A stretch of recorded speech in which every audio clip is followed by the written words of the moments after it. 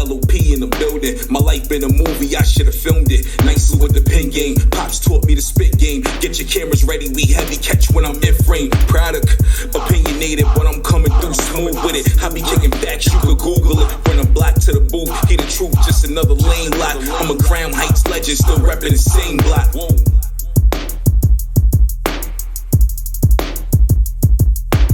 You are now listening to the Life of Produk podcast.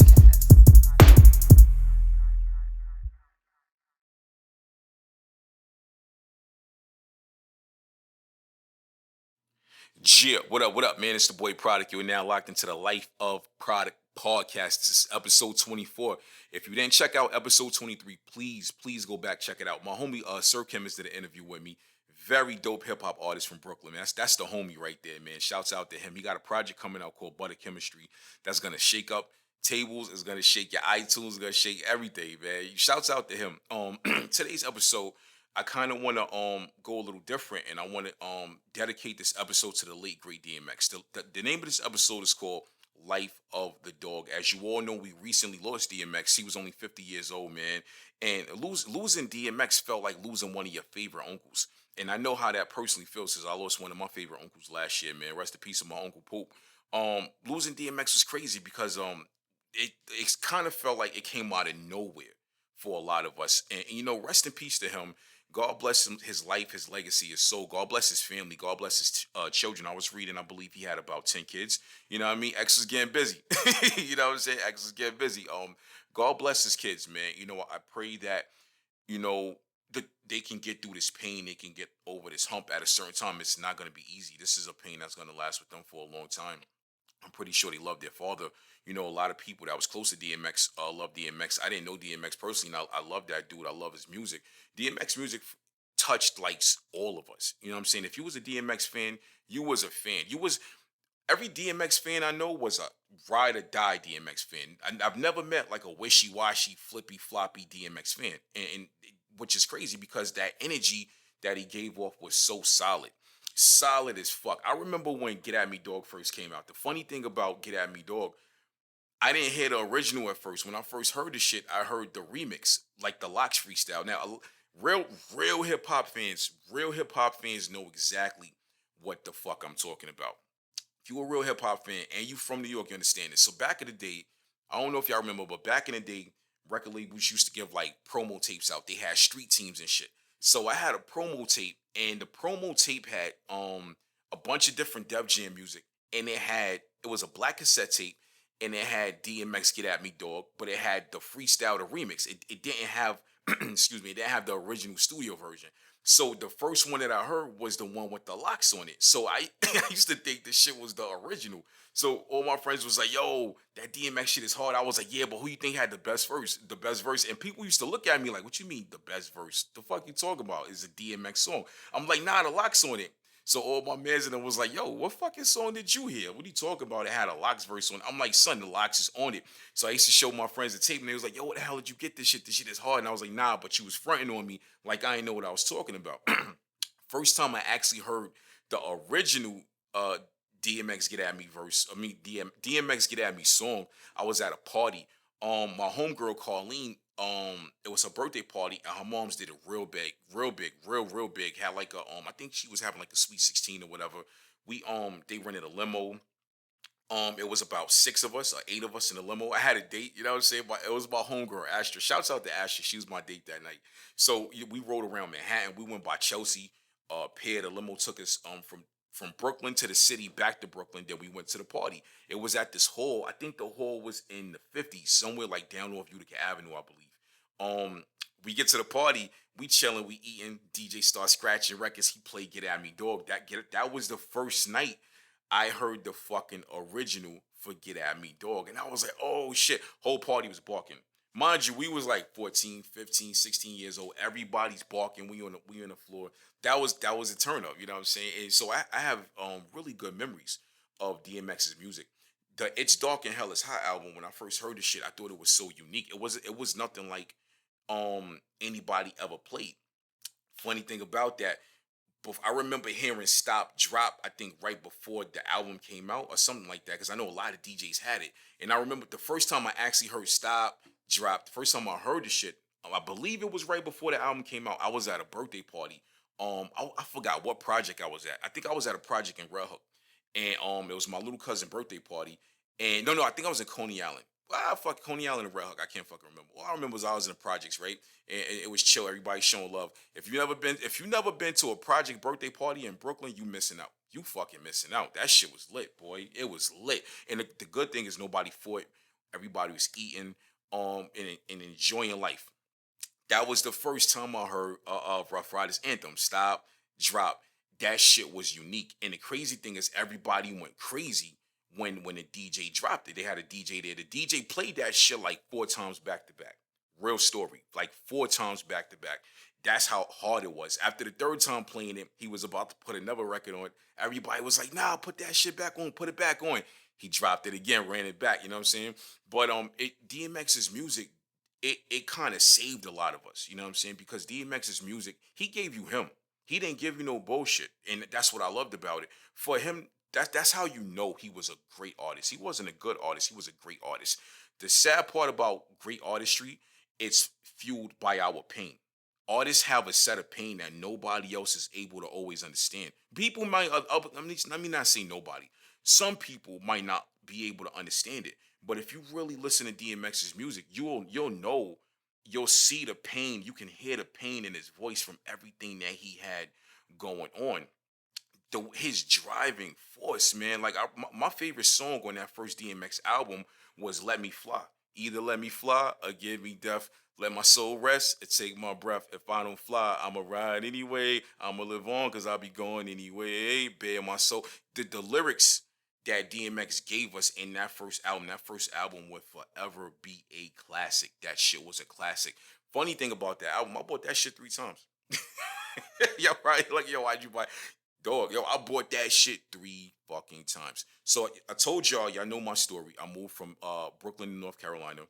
I bought the album when it first came out. I had it on CD, right? This is CD era. Bang, had the CD. Moved to North Carolina. I was kicking it at my sister's crib because I got a sister from North Carolina. She lives in Georgia now. So it was me, her baby daddy. He had a bunch of friends come over. Somebody got me for the fucking CD. Somebody took the CD, stole the shit. Next morning, that was my favorite album at the time. I'm looking for my It's Dark and Hell is High album. Shit is fucking gone. Gone. I was like, son, what the fuck? Had to buy it again. Now, I bought it the first time in Brooklyn. Bought it again in North Carolina, right? I ended up moving. I moved back to Brooklyn in 2007. January 2007, I moved back. Lost the shit. When I went to my stuff that I had packed, I had all my CDs. Couldn't find the fucking album. Guess what I did? Went back downtown Brooklyn, bought another one. Because I needed that shit. You know what I'm saying? And now I still to this day got the 3rd CD that I bought. And it's in my stash. You know what I'm saying? With my actual CDs. But this is how much I love that album. This is how much I love that album. That album was fucking incredible. Every song, it was different. Even if you go back and listen to the Rough Riders anthem, right? I tell people all the time, right?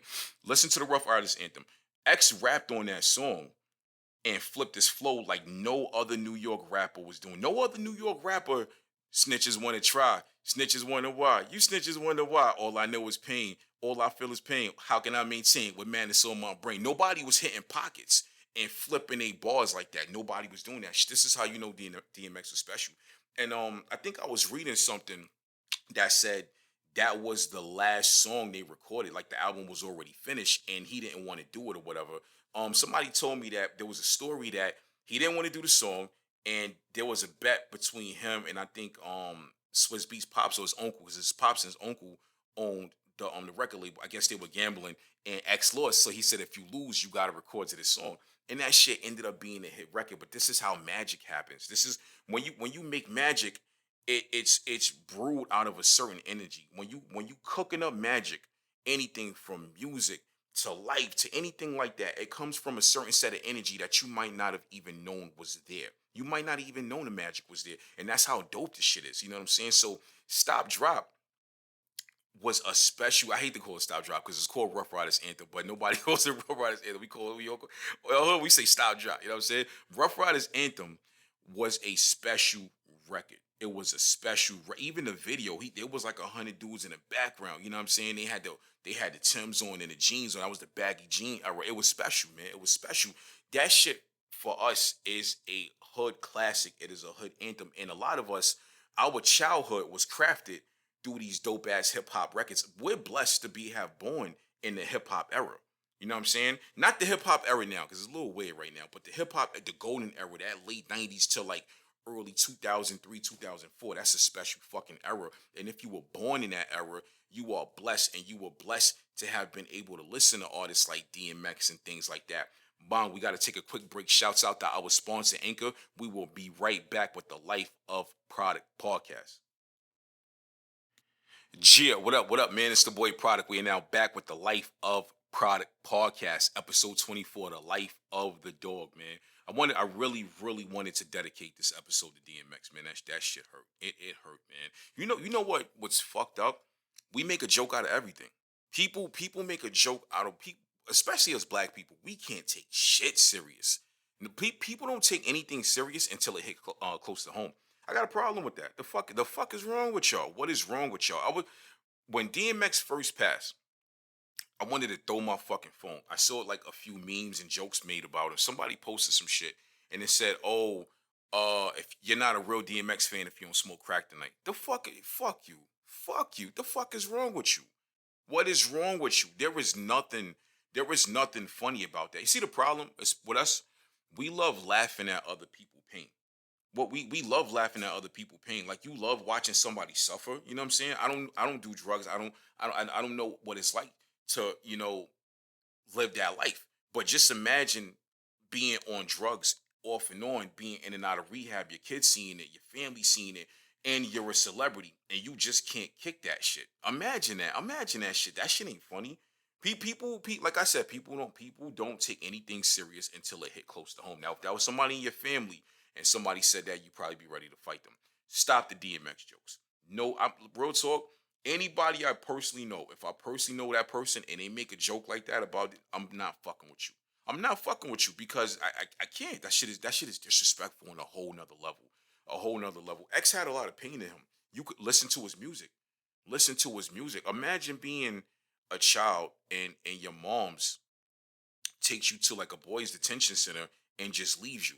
You know what I'm saying? That shit has to hurt. I remember when he was on what show was it? I think it was a show with the Ayana lady. Was it the Couples? Something like that. And he started barking on a lady. You could see the pain in him. He had to deal with a lot. See, a lot of y'all motherfuckers is born with the coin flipped on the head side. Y'all not born on the tail side.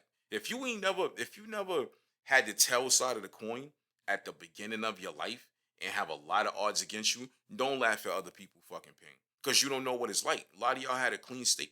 A lot of y'all started with a clean slate. I was watching, I think it was he did an interview with the Breakfast Club when they were doing like, during the whole COVID shit, and they were doing like the I guess like the Zoom looking type interviews and shit.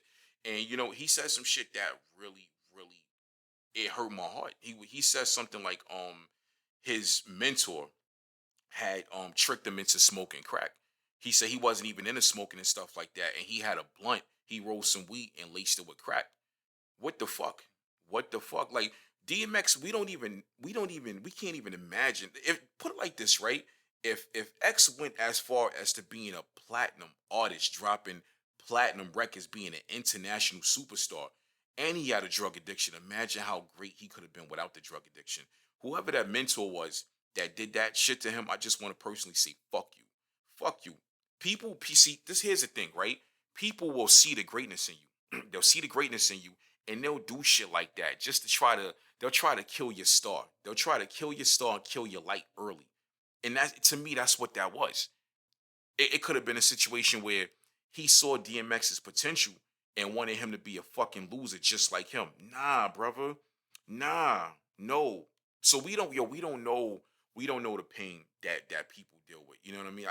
I've been doing like a lot of reading online. I try not to get my information from social media. I try hard not to get my information from social media. I feel like social media It's good and it's bad. It's more bad than good. And I've said this shit before. But I saw something posted and somebody said that somebody put it out there that DMX when he overdosed, he also had COVID or something like that or whatever when he had overdose and shit like that. I don't think those type of details should be put out to the public. His family's already suffering enough. His family's already suffering enough. I don't think that the details of what exactly killed this man, this hip hop legend, this man who was a father, a businessman, an actor, an artist. He had so many labels on him. He created so many titles for himself. I don't think that we deserve that. We don't deserve to fucking know exactly what bong bong bong what killed him. We don't know. We don't deserve that is what I'm saying. Keep that shit amongst the smallest circle possible. We don't deserve that shit. The man unfortunately lost his life. Let it be. And I wholeheartedly feel like that. You know what I'm saying? It sucks. I remember thumbing through the gram and I saw it. And the first thing I said to myself, I said, I pray this is a rumor. I pray this is not real. I pray it's a rumor. And it wasn't, unfortunately. You know what I mean? And it's crazy because at a certain point, we were all glued to our televisions. We were glued to our phones, our tablets, our computers every day that DMX was in the hospital because we were all praying that he pulled through. But you know what? I personally feel like DMX is in a better place. I feel he's in a better place. I feel like in his 50 years of being on Earth, he touched more lives than he ever would have imagined. I don't even think he imagined as a kid that he would touch that many lives. I don't think he did. And it's the great thing about it is so many people have so many great stories about DMX. If you look at some of the artists that talk about it, even before he died, people had great stories to tell about DMX. This is how you know you're a special person.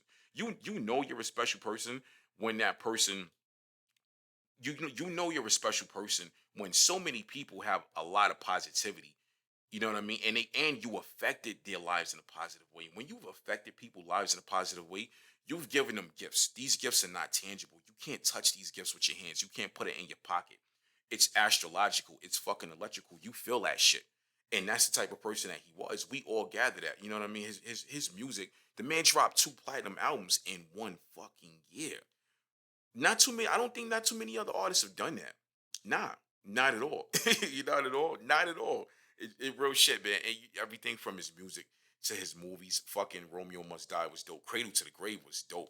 I feel like DMX's iconic role was Belly, and yeah, real ones know what it is. B, you heard? You know what I'm saying? Belly was fucking incredible. It was incredible. I had Belly on DVD, and I don't even know where the fuck that shit is. I used to watch Belly like once a month. At least once a month, I used to watch Belly. And you know the dope shit about Belly?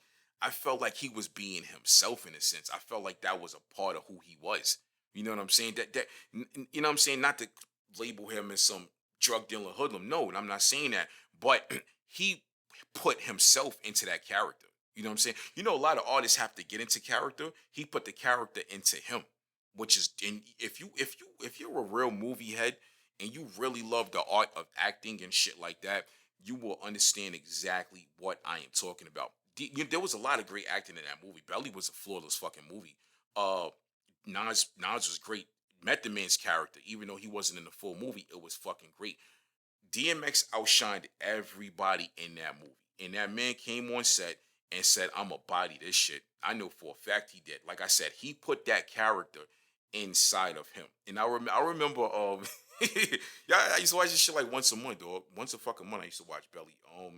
The shit was phenomenal seeing him on screen doing that. Then to see him go from Belly to shit like Cradle to the Grave to Never Die Alone. Never Die Alone was a dope fucking movie. I believe Never Die Alone was an indie film. I could be wrong, but to see DMX in a movie alongside of Michael Ealy was in that movie. To see him alongside of real big actors that had way more experience than him and to keep up. He was on the basketball. He was on a basketball court with them. DMX was dribbling. You know, he was on his point guard shit in Never Die Alone. I believe he produced that movie as well. Because I remember I was reading something and he said, the Never Die Alone, I believe to my knowledge, I could be wrong, but I believe it was a book. Never Die Alone was a book. And I believe DMX said he read the book and then loved it so much he wanted to do a movie on it. I could be wrong. But DMX was on a basketball court on his Allen Iverson shit, dribbling, dog. And that shit was a flawless fucking movie. And it's actually one of my favorite fucking movies, man. So rest in peace to DMX, man. He touched our life. He touched my life. A lot of my best friends, a lot of my family. We will always remember you. Your legacy will live on forever. God bless DMX. God bless his family. This was episode 24 of the Life of Produk podcast. I'm out, baby. Gia.